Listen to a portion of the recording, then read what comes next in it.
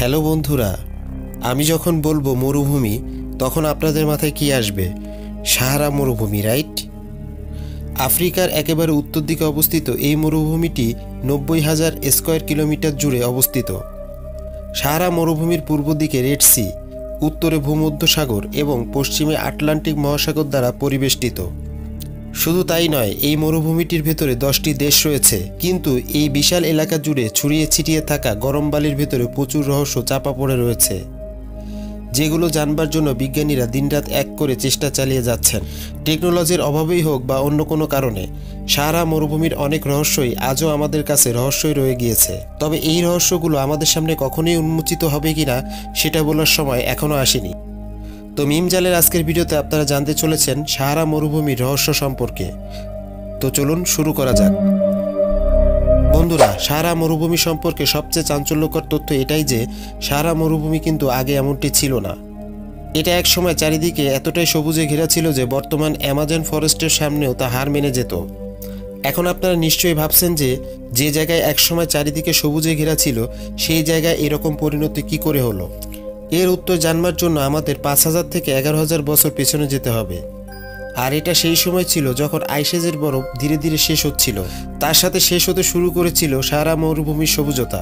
তখন সাহারার সবুজে ঘেরা বনভূমি শুকিয়ে যেতে শুরু করেছিল। সাহারায় উঁচু উঁচু গাছের পরিবর্তে ছোট ছোট ঘাস জন্মাতে শুরু করেছিল। এছাড়াও কিছু কিছু প্রাণী যেমন হাতি, হরিণ, তাদের জন্য এই পরিবেশ উপযুক্ত ছিল। তাদের সংখ্যা এখানে বাড়তে শুরু করে। 8,000 বছর পূর্বে এই প্রক্রিয়াটি আরও বেশি দ্রুত হয়ে যায়। সে সময় পৃথিবীর টিল্ট, অর্থাৎ পৃথিবী যে কোণে হেলে আছে সেটা বদলাতে শুরু করেছিল। আর এই কারণেই স্বাভাবিকভাবেই পৃথিবীর বায়ুমণ্ডল অনেকটাই পাল্টে গিয়েছিল। আর যখন এই পৃথিবীর হেলে থাকা কোণ কিছুটা কমে যায়, তখন দক্ষিণ গোলার্ধের উপরে পড়া সোলার রেডিয়েশন আরও বেশি বেড়ে যায়, যার ফলে সেখানে সবুজের সংখ্যা আরও কমে যায়। এই সোলার রেডিয়েশনের কারণে আফ্রিকার ঋতুতেও অনেক বড় পরিবর্তন দেখা দিতে শুরু করে। ভূপৃষ্ঠের এবং সমুদ্রের উপরে বয়ে চলা বায়ুর গতিও ধীরে ধীরে পাল্টে যাচ্ছিল, কারণ সাহারার 3 দিক থেকেই সমুদ্রের দ্বারা বেষ্টিত। এই কারণে সাহারার উপরে একটি নিম্নচাপ অঞ্চল তৈরি হয়। তবে এই সামুদ্রিক বাতাসের কারণেই সবথেকে বেশি সুবিধা হয় সমুদ্রের ধারে থাকা অ্যামাজন ফরেস্টের। সাহারা মরুভূমির উপর থেকে যখন দ্রুত গতিতে বাতাস সমুদ্রের দিকে যেত, তখন নিজের সাথে আর্দ্রতা বয়ে নিয়ে যেত। আর যেহেতু সেই বাতাসে আর্দ্রতা থাকতো, সেই কারণে জঙ্গলকে প্রসারিত করতে অনেক বড় ভূমিকা পালন করেছিল। আমাজন দীর্ঘ সময় ধরে এই সামুদ্রিক বাতাস পেয়েছিল, যার ফলে আমাজন জঙ্গল আরও প্রসারিত হয়েছিল। আর বর্তমানে এই অ্যামাজন জঙ্গল কতটা বিস্তৃত এলাকা জুড়ে অবস্থিত সেটা তো আপনারা সকলেই জানেন। অন্যদিকে 11,000 বছর আগের বরফের যুগ শেষ হওয়ার কারণে সাহারা ভূমির আর্দ্রতা আগে থেকেই কমে গিয়েছিল। আর 3,000 বছর পরে পৃথিবীর হেলে থাকা কোণ সাহারাকে আরও শুষ্ক করে তুলেছিল, আর যার ফলে আজ এটি একটি জনশূন্য মরুভূমিতে পরিণত হয়েছে। যাই হোক, অতীতে কিন্তু সাহারা মরুভূমিতে জনবসতি শুরু হয়েছিল, কারণ সাহারা মরুভূমিতে কোনো ঘন জঙ্গল ছিল না, যার ফলে সেখানে ভয়ানক বন্যপ্রাণীর কোনো ভয় ছিল না। বরং সাহারাতে সে সময় ছোট ছোট ঘাসের মাঠ এবং মরুভূমির উদ্ভিদ দেখতে পাওয়া যেত। সেজন্য ছাগল এবং মহিষ পালনকারী কিছু মানুষ সাহারাতে থাকতে শুরু করে। ধীরে ধীরে এখানে মানুষের সংখ্যা বাড়তে থাকে, আর সাহারাতে একটি নিজস্ব সিভিলাইজেশন তৈরি হয়। এখন হয়তো আপনাদের অনেকের মনেই প্রশ্ন উঠেছে যে সাহারা কি পুনরায় আগের মতো সবুজ হতে পারবে? এটার উত্তর হচ্ছে হ্যাঁ, সাহারা পুনরায় ঘন জঙ্গলে বদলে যেতে পারে। সাহারা মরুভূমিতে এ সকল পরিবর্তন দেখা গিয়েছিল পৃথিবীর অরবিটাল পরিবর্তনের কারণে। আর পৃথিবীর এই অরবিটাল চেঞ্জ 30,000 বছর অন্তর অন্তর হয়ে থাকে। এর মানে হলো এমন একটা সময় আসবে যখন পৃথিবীর বায়ুমণ্ডল কিছুটা এমনভাবে বদলাবে যে সাহারা পুনরায় সবুজ হয়ে উঠবে। যদিও মানুষের কারণে পৃথিবীর বায়ুমণ্ডল আগে থেকে অনেক পরিবর্তন হয়ে গিয়েছে, তাই আমরা 100% নিশ্চিত হয়ে বলতে পারবো না যে নতুন বায়ুমণ্ডল সাহারা মরুভূমির জন্য কতটাই পারফেক্ট হবে। যাই হোক, আপনারা কি কখনো ভেবে দেখেছেন সাহারা মরুভূমিতে কি মাছ পাওয়া সম্ভব? আমি জানি এটার প্রশ্নটা ভীষণ অদ্ভুত, কারণ জলজ প্রাণীদেরকে বেঁচে থাকার জন্য অবশ্যই জলের প্রয়োজন হয়, আর সাহারা মরুভূমিতে জলের সন্ধান পাওয়াটা ভীষণ একটি কঠিন ব্যাপার।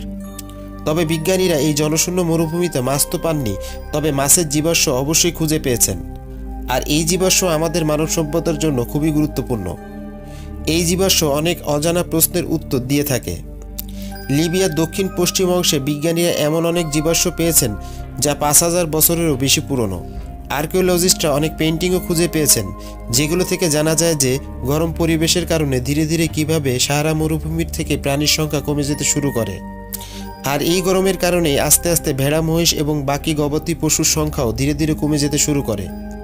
বেলজিয়ামের গবেষকেরা 17,000-এরও বেশি জীবাশ্ম খুঁজে পেয়েছিলেন এই সাহারা থেকে। এই জীবাশ্ম অনেক প্রাচীন সময়ের ছিল, যা 10,000 বছরের পুরনো, যখন মানুষ সবে সাহারায় বসবাস শুরু করেছিল। এর মধ্যে 90% জীবাশ্ম ছিল জলজ প্রাণীদের, কিন্তু যদি তুলনামূলকভাবে আধুনিক জীবাশ্মের কথা বলা হয়, যা প্রায় 6,650 থেকে 5,900 বছর পুরনো, তার মধ্যে জলজ প্রাণীদের দেহই শুধুমাত্র 40%। এই ডাটার মাধ্যমে আপনারা খুব সহজেই অনুমান করতে পারবেন যে সময়ের সাথে সাথে সাহারা মরুভূমির জলজ প্রাণীর জীবন কতটা খারাপভাবে প্রভাবিত হয়েছিল। বর্তমান সময়ে সাহারা মরুভূমিতে আপনারা কেবলমাত্র বালি আর বালি দেখতে পাবেন, কিন্তু কিছু কিছু সময় বিজ্ঞানীরা এখান থেকে কিছু কিছু অদ্ভুত জিনিসেরও সন্ধান পেয়েছেন। একসময় আলজেরিয়ার বিজ্ঞানীরা এমন কিছু পেয়েছিলেন যেটা পৃথিবী থেকেও অনেক বেশি পুরনো ছিল। আসলে আমি একটি উল্কাপিণ্ডের কথা বলছি। বিজ্ঞানীদের মতে এই উল্কাপিণ্ডটির বয়স ছিল 4.56 বিলিয়ন বছর, যেটা আমাদের পৃথিবী থেকেও বেশি পুরনো, কারণ আমাদের পৃথিবীর বয়স 4.54 বিলিয়ন বছর। আর এই উল্কাটির নাম ছিল ERG চেক 002। আসলে এই উল্কাটি আমাদের গ্যালাক্সির বাইরে কোনো প্রোটোপ্ল্যানেটের টুকরো, আর প্রোটোপ্ল্যানেটের টুকরোকে বোঝানো হয়েছে নক্ষত্রের চারিদিকে ঘুরতে থাকা ডিস্কে, যা পরে গিয়ে একটি গ্রহের নির্মাণ করে। এইভাবে আমাদের সোলার সিস্টেমের নির্মাণ হয়েছিল, ঠিক যেন আমাদের সূর্যের চারিপাশের প্রোটোপ্ল্যানেটগুলো সময়ের সাথে সাথে গ্রহের নির্মাণ করে এবং আমাদের সোলার সিস্টেমকেও তৈরি করে। এই প্রোটোপ্ল্যানেটের ডিস্কে পাথর এবং ধুলোর ছোট পার্টিকেল এবং গ্যাসের উপস্থিত থাকে, যেগুলো মধ্যাকর্ষণ শক্তির কারণে একে অপরের সাথে জুড়ে বড় পাথরের নির্মাণ করে। আর এইভাবে বড় বড় পাথরগুলি একসাথে হয়ে গ্রহ, চাঁদ এবং উল্কাপিণ্ডের নির্মাণ করে। যাই হোক, সাহারার উল্কাপিণ্ডটি যে লাভা দিয়ে তৈরি হয়েছিল তার তাপমাত্রা ছিল প্রায় 1220 ডিগ্রি সেলসিয়াস। আর এই লাভা ঠান্ডা হয়ে পাথরে পরিণত হতে 10,000 বছর থেকেও বেশি সময় লেগেছিল। আজ পর্যন্ত আমরা পৃথিবীতে ERG 002 এর মতো কোনো উল্কাপিণ্ড খুঁজে পাইনি। আর এর থেকে বোঝা যায় যে আমাদের খোঁজাটা কতটা বিশেষ এবং দুর্লভ। যে ধরনের পাথরের সাহায্যে এই উল্কাপিণ্ডটি তৈরি হয়েছে তাদেরকে অ্যান্ডিসাইট বলা হয়। আর এই অ্যান্ডিসাইট তখনই পাথরে পরিণত হয় যখন সময়ের কারণে লাভা ঠান্ডা হয়ে জমাট বেঁধে যায়। পৃথিবীতে এই ধরনের পাথর কেবলমাত্র সাবডাকশন জোনেই শুধুমাত্র পাওয়া যায়। যখন পৃথিবীর টেকটনিক প্লেট মুখোমুখি হয় এবং আগ্নেয়গিরির অগ্নুৎপাত হয়, তখন মহাকাশে অ্যান্ডিসাইট পাথর যাওয়াটা বলতে গেলে অসম্ভব ব্যাপার। তবে প্রশ্ন হলো, এই উল্কাপিণ্ডটি কি করে আমাদের পৃথিবীতে আসলো? এলিয়েন কি অতীতে আমাদের পৃথিবীতে এসেছিল এবং এই উল্কাপিণ্ডটি তারা রেখে গিয়েছিল? আপনাদের মতামত কি? অবশ্যই আমাদেরকে কমেন্ট বক্সে জানাবেন। আমি নিশ্চিত হয়ে বলতে পারি যে আপনারা নিশ্চয়ই আমেরিকান স্টোনহেঞ্জের কথা শুনেছেন, যেটা পৃথিবীর 7ম আশ্চর্যের মধ্যে একটি। আর শুধু এটি পৃথিবীর 7ম আশ্চর্য নয়, এটি আমাদের কাছে একটি রহস্যও বটে। ঠিক তেমনি সাহারা মরুভূমিতে এমনই পাথর দেখা গিয়েছে যা ভীষণ মিস্টেরিয়াস। যদি আপনারা সাহারা মরুভূমিতে উপস্থিত এই পাথরের স্ট্রাকচারগুলো দেখেন, তাহলে আপনাদের মনে হবে যে এটা মানুষের দ্বারা সৃষ্ট।